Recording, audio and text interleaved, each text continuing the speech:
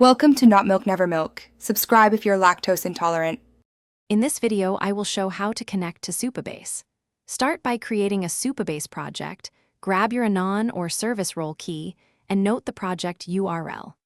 Install the Supabase client for your environment, then initialize it with the URL and key. Test a simple query to fetch a table row, verify auth by signing in, and confirm storage access by uploading a small file.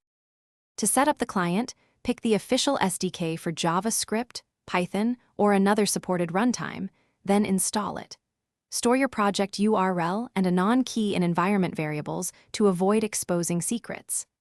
Initialize the client early in app startup and add simple error handling for network failures. Finally, run a test query and enable real-time listeners to confirm your live updates are working as expected.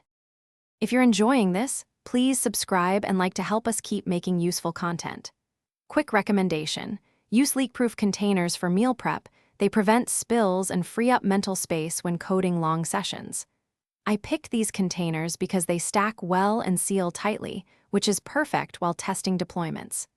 Check the description for the link and other deals, and now let's get back to the video. Handle auth by configuring providers and secure callbacks. Then protect your tables with row-level security policies based on user ID. For server logic, prefer Postgres functions to keep sensitive operations close to the data.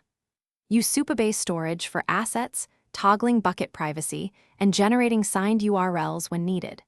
Test each component in isolation, then run an integrated flow that signs in a user, queries data, and uploads a file. Thanks for watching. If this was helpful, leave a like and consider subscribing. See you next time.